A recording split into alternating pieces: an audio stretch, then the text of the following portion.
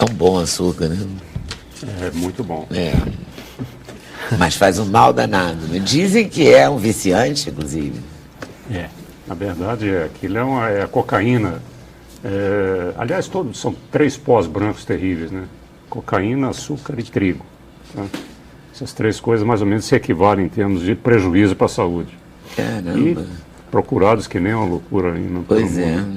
O açúcar, que inclusive tem a sua condição legal, né? Como o trigo está mais demonizado que o açúcar, né? Mas o açúcar na verdade, tentaram demonizar uma parte do trigo agora recentemente, que é o glúten. Que é o glúten, né? E o glúten, coitado, é a proteína do trigo, né?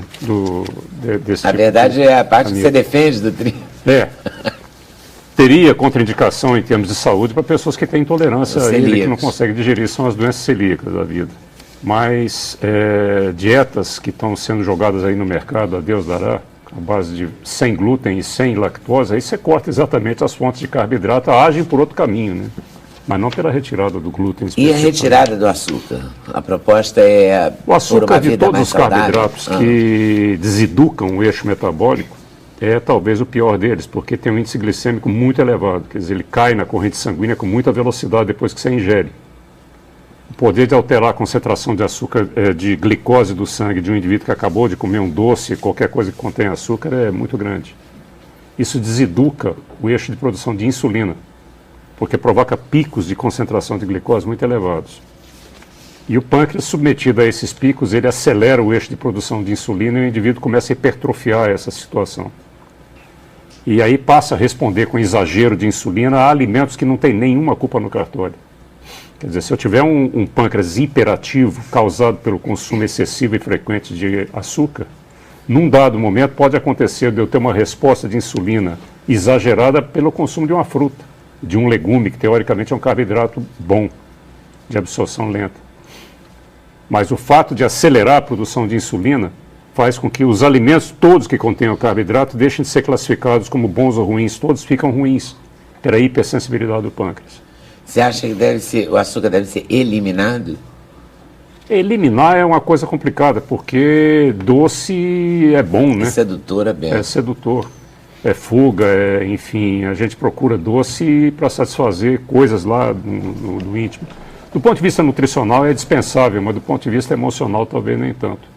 Muita gente é fixado nisso. Eu estou vendo aqui pela apresentação que a Bruna vai fazer, algumas opções de açúcar que eu nem conhecia. Por exemplo, esse açúcar de coco, eu nunca tinha ouvido falar nisso. Tá? Diz ela que tem um índice glicêmico mais baixo, né, Bruna? Isso se torna realmente uma opção interessante para os pacientes que sofrem na minha mão, né? Porque lá é gelatina dietética e PT saudações, né? Você tira o açúcar total mesmo. Eu tiro o açúcar, tiro todo o carboidrato, por causa dessa situação biológica em que o consumidor crônico de alimentos que têm índice glicêmico elevado, a gente classifica em 4 grupos. Açúcar, em primeiro lugar, a batata inglesa, tá? Que tem lá as indicações nutricionais dela, mas muito específicas, mais a inglesa do que qualquer outra.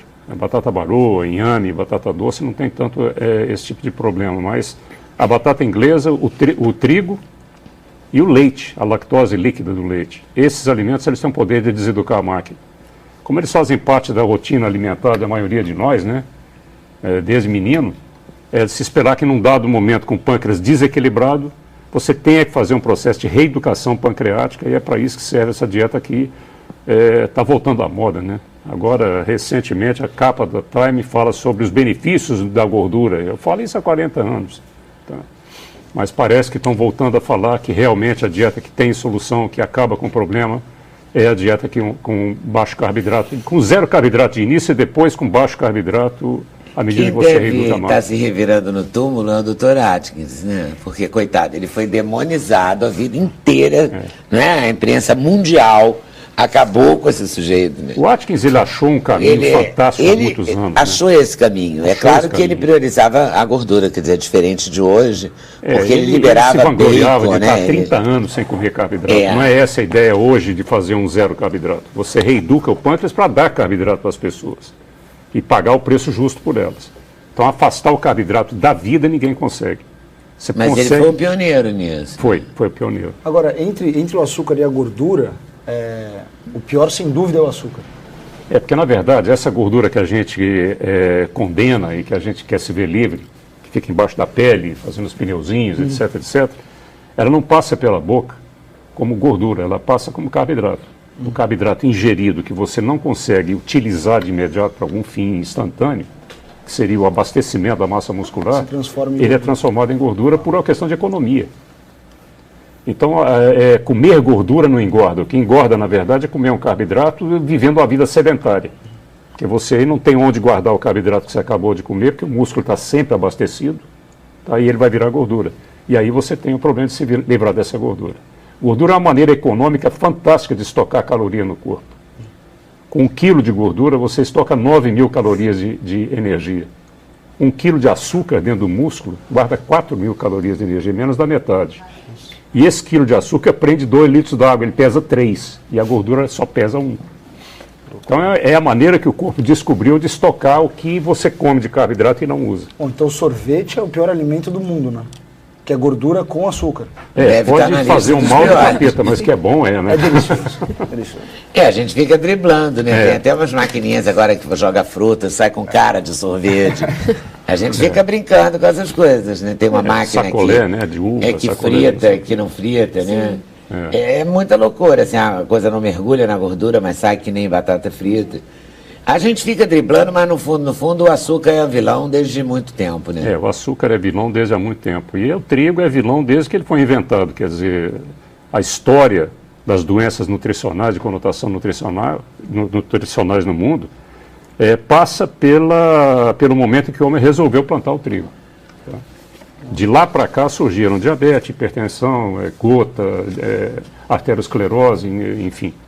As pessoas começaram a sofrer disso daí, da época que o trigo foi colocado no mercado, né? Isso foi uma tentativa feita de produzir muito em pouca área. O trigo tem essa característica e é fácil de tirar o trigo da plantação e botar na mesa. Então, elegeram o trigo o alimento internacionalmente sustentador da fome, tá? Para liquidar com a fome. E ele trouxe problemas.